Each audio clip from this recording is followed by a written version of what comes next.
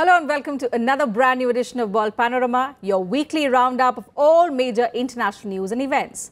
I'm Teena Jha. Let's begin with this week's top stories. 3 civilians injured in US-led attack on government targets in Syria.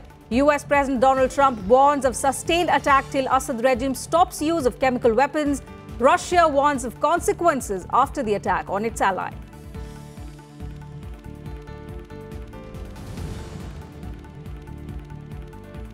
Mark Zuckerberg testifies before Congress, says Facebook is neither a media nor a financial institution, assures Congress that changes will be made to safeguard user data.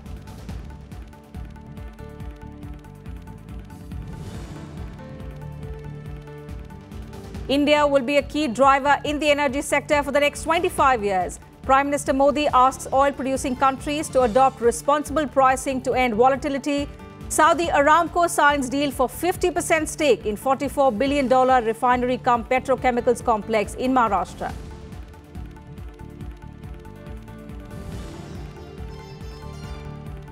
And 257 people killed in a military plane crash in Algeria. State authorities announced probe into the cause of the crash.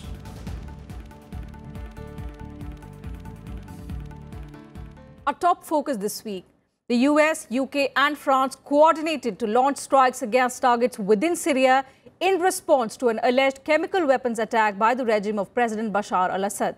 Explosions were reported early Saturday morning in the Syrian capital of Damascus. The strikes come after US President Donald Trump announced from the White House diplomatic room that he had ordered the US armed forces to launch precision strikes. Trump said the US was prepared to sustain this response until the Syrian regime stops its use of prohibited chemical agents. However, he maintained that America does not seek an indefinite presence in Syria. UK Prime Minister Theresa May confirmed British involvement, saying there was no practicable alternative to the use of force. But she also said the strikes were not about regime change. French President Emmanuel Macron also confirmed his country's participation in the operation. At a Pentagon briefing, US Defense Secretary James Mattis said the airstrikes on targets in Syria were a one-time shot to send out a strong message to the Syrian president. 3 civilians were wounded in Homs after several missiles were intercepted by Syria air defense systems.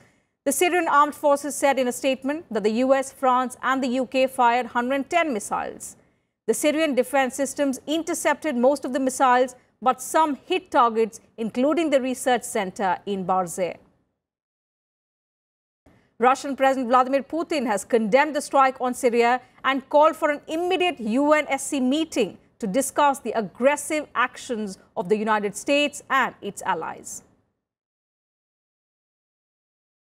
The United States Armed Forces to launch precision strikes on targets associated with the chemical weapons capabilities of Syrian dictator Bashar al-Assad. A combined operation with the armed forces of France and the United Kingdom is now underway. We thank them both. That will depend on Mr. Assad should he decide to use more chemical weapons in the future. And of course, the powers that have signed the chemical weapons prohibition have every reason to challenge Assad should he choose to violate that. But right now, this is a one-time shot, and I believe that it sent a very strong message. I have authorised British armed forces to conduct coordinated and targeted strikes to degrade the Syrian regime's chemical weapons capability and deter their use. This is not about intervening in a civil war. It is not about regime change. It is about a limited and targeted strike that does not further escalate tensions in the region and that does everything possible to prevent civilian casualties.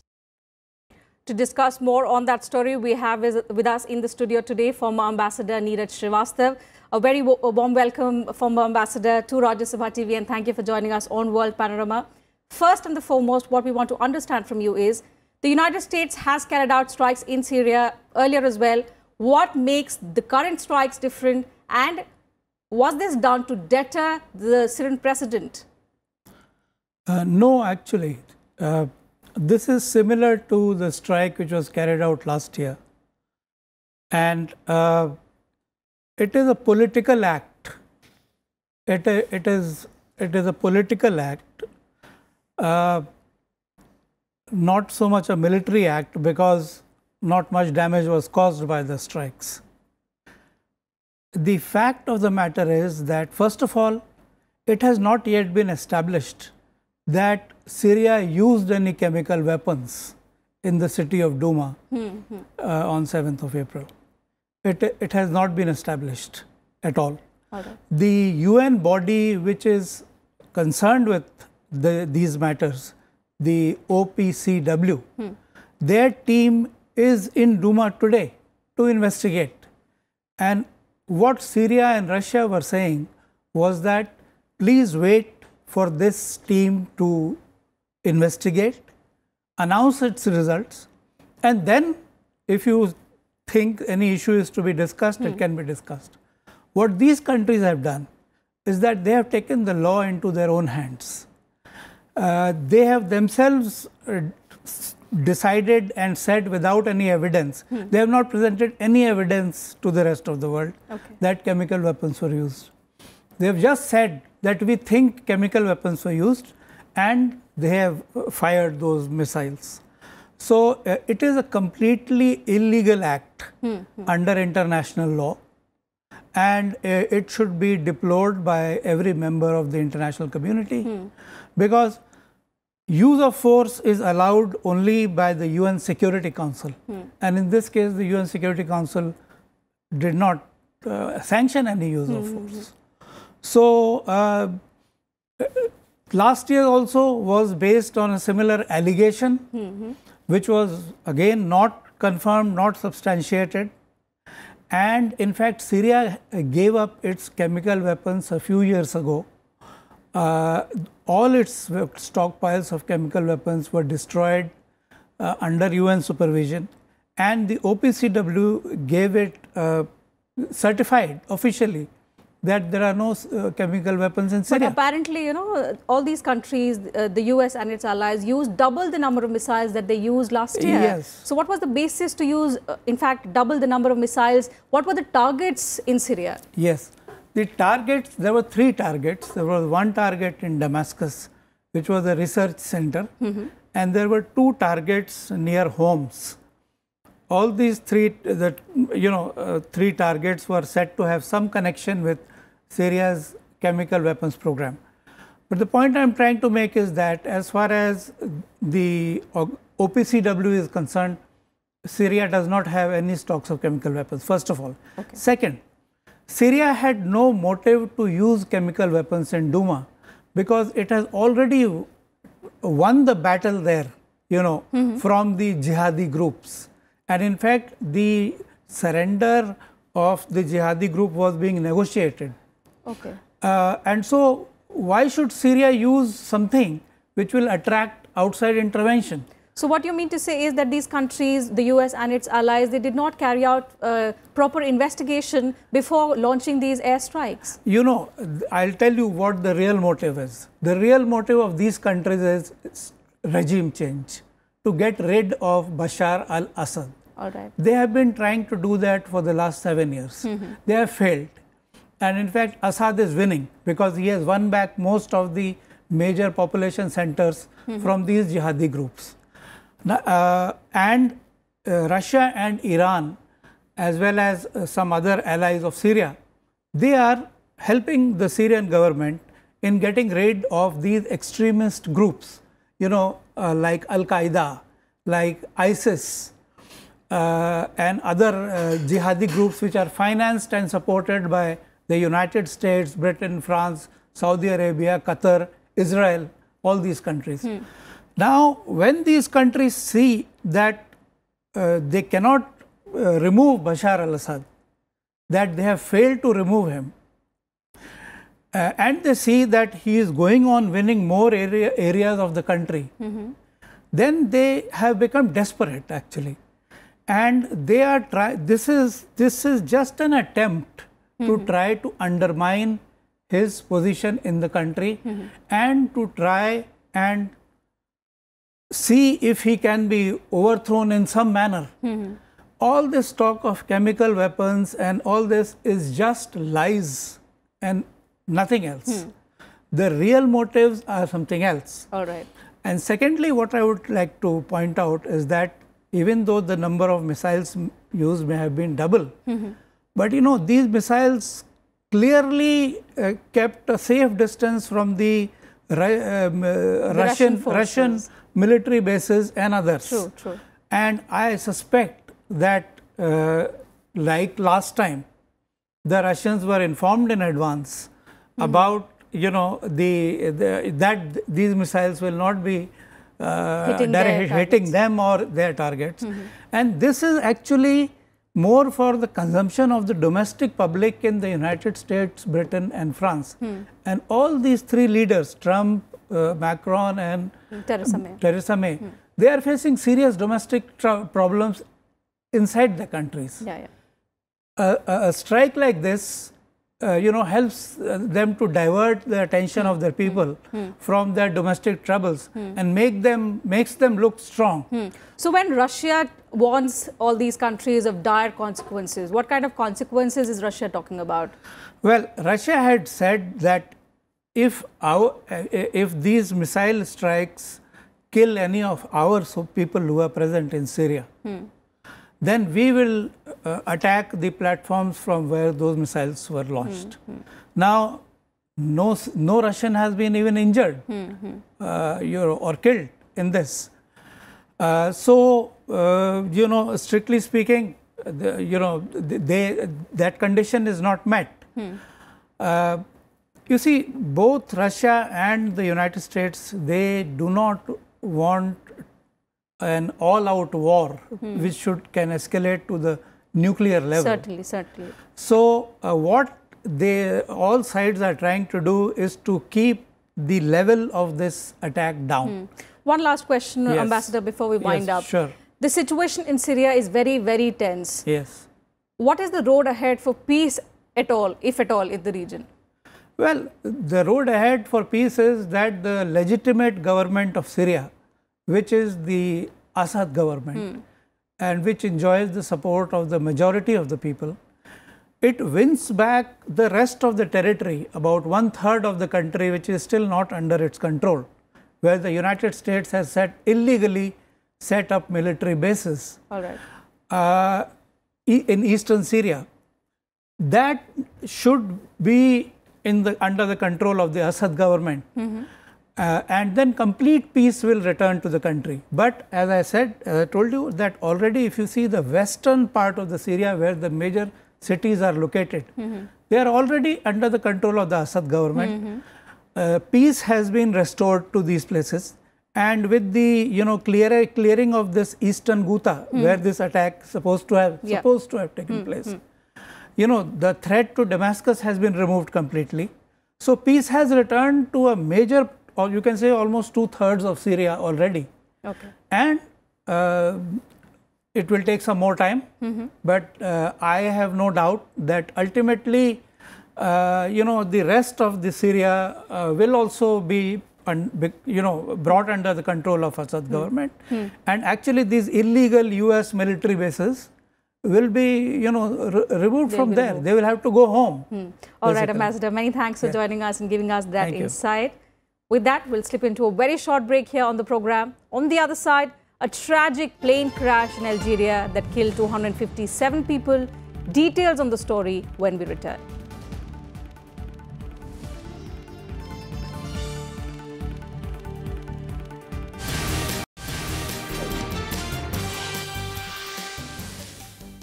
Welcome back. You're watching World Panorama. Facebook is facing a reckoning in the court of public opinion for how the social media giant and its partners handle customer data. Facebook CEO Mark Zuckerberg has been hauled in front of Congress to apologize for a data scrapping scandal, a scandal that quickly followed an outcry that the site had been exploited by Russia during the 2016 election. Facebook CEO Mark Zuckerberg told US lawmakers that his personal data was also harvested and sold by Cambridge Analytica and he intends to initiate legal action against the British firm accused of stealing personal information and using it for political purposes. While answering questions by lawmakers, Zuckerberg said it will take some time to work through all the changes the company needs to make and assure that Facebook is making sure that developers cannot access as much information in future. During the congressional hearing, he said that Facebook is going to put a tool that at the top of everyone's app, which will walk people through the settings and give them the choices on how they want their settings to be set. To prevent this from happening again, Facebook is making sure developers cannot access as much information going forward. Cambridge Analytica compromised personal information of approximately 87 million users, 500,000 of whom were from India. One of the steps that we need to take now is go do a full audit of all of Cambridge Analytica's systems to understand what they're doing, whether they still have any data, to make sure that they remove all the data. If they don't, we're going to take legal action against them to do so. That audit, we have temporarily seeded that in order to let the UK government complete their government investigation first, because of course a government investigation takes precedence over a company doing that. But we are committed to completing this full audit and getting to the bottom of what's going on here. Facebook, therefore, planned to sue Alexander Kogan, Cambridge University, or Cambridge Analytica, perhaps for unauthorized access. Congressman, it's something that we're looking into. We already took action by banning him from the platform, and we're going to be doing a full audit to make sure that he gets rid of all the data that he has as well. We're going to start by doing an investigation internally of every single app that had access to a large amount of information before we lock down the platform. If we detect any suspicious activity at all, we are working with third-party auditors. I imagine there will have to be a number of them because there are a lot of apps, and they will conduct the audit for us. When developers told us that they weren't going to sell data, that was a good representation. But one of the big lessons that we've learned here is that clearly we cannot just take developers' word for it. We need to go and enforce that. Okay. And back home, Prime Minister Narendra Modi called for reasonable and responsible pricing to provide easy access of affordable energy to all. Inaugurating the 16th International Energy Forum, the Prime Minister cautioned that efforts at artificially distorting prices were self-defeating.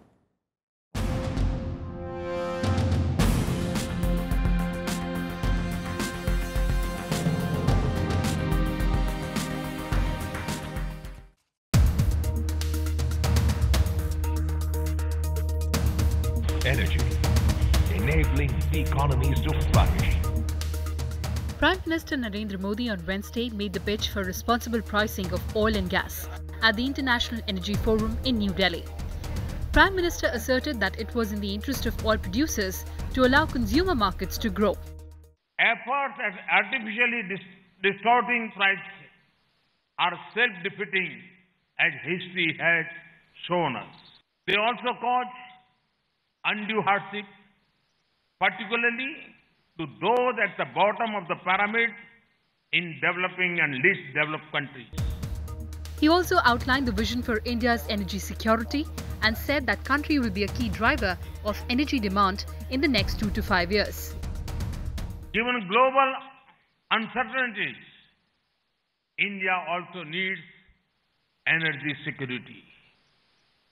My vision for India's energy future has 4 pillars: energy access, energy efficiency, energy sustainability, and energy security. India has been asking the Organization of Petroleum Exporting Countries for reasonable and responsible oil pricing to support developing economies. India's crude oil demand is expected to rise by 5% till the year 2020. India now hopes to leverage its massive demand for better terms of trade of oil purchase.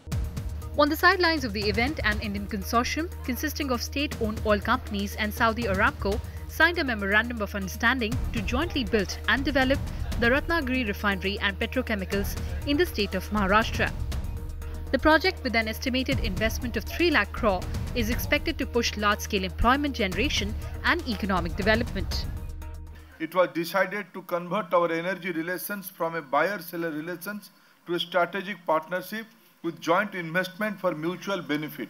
I have mandated the Indian partners and Saudi Aramco to fast-track the project, introduce the best of global technologies and practices, and make this the most modern refinery and petrochemical project of the world. Meanwhile, Saudi Oil Minister Khalid Al-Faleh said that India is a priority destination for Saudi investment and Aramco will continue to scout for opportunities.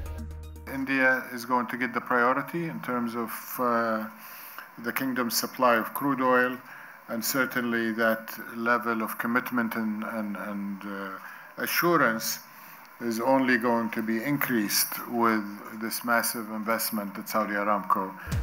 This refinery will be capable of processing 1.2 million barrels of crude oil per day. It will produce a range of refined petroleum products, including petrol and diesel, meeting BS6 fuel efficiency norms. The Ratnagiri project is expected to be among world's largest refinery and petrochemical projects. This strategic partnership will amalgamate resources, technologies, experience and expertise to meet India's rising fuel demand.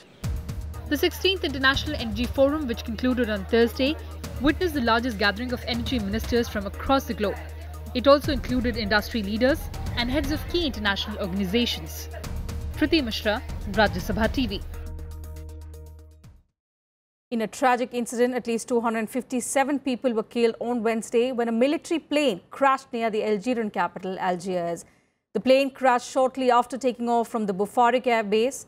The aircraft was mostly carrying army personnel and their family members on their way back to their barracks in the country's far south. Following the country's worst ever aviation catastrophe, Algerians are mourning the loss of lives in the mishap. Mosques across Algeria on Friday held absentee funeral prayers for the 257 victims of the plane crash. Prayers were also performed in other countries, including Indonesia and Saudi Arabia. Although no details emerged on the cause of the disaster, several newspapers reported the poor state of the Algerian military's aging aircraft, blaming it for the fatal crash.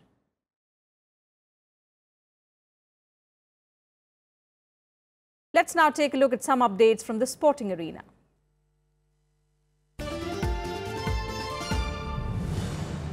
Atletico Madrid reached the last four in the Europa League despite losing 1-0 against Sporting Lisbon.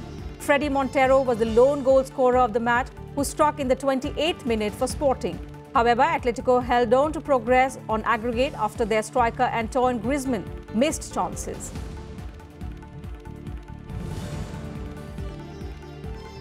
Cristiano Ronaldo scored an injury-time penalty to send Real Madrid into the semi-finals of the Champions League in dramatic circumstances as they lost 3-1 to Juventus but won a thrilling tie 4-3 on aggregate.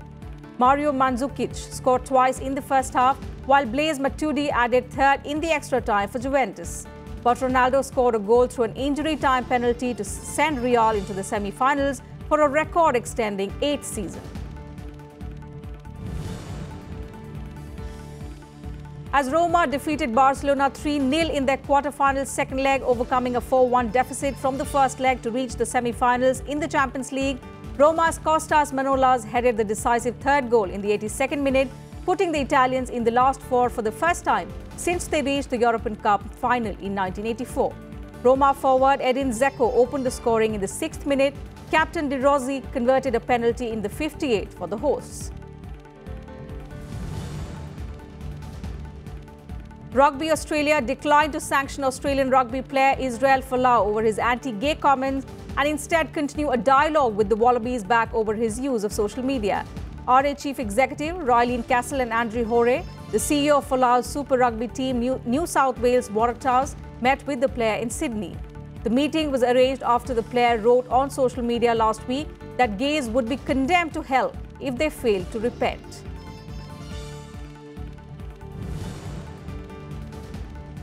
Kiki Bertens routed Julia Georges 6-2, 6-1 for the biggest victory of her career at the Charleston Open in South Carolina. The dominant Dutch 12 seed needed only 58 minutes to claim her 5th career title. She defeated American Madison Keys 6-4, 6-7, 7-6, while world number 13 Georges beat Anastasia Srivastava of Latvia 7-6, 6-3 in earlier semi-final matches. Locals from the ancient city of Ayutthaya province in Thailand kicked off a water-splashing Songkran festival with elephants against the backdrop of the ancient ruins. Songkran is a water festival that is widely observed in other Southeast Asian countries as well, including Myanmar, Laos and Cambodia. We leave you with these festive visuals from Thailand. Thanks for your time.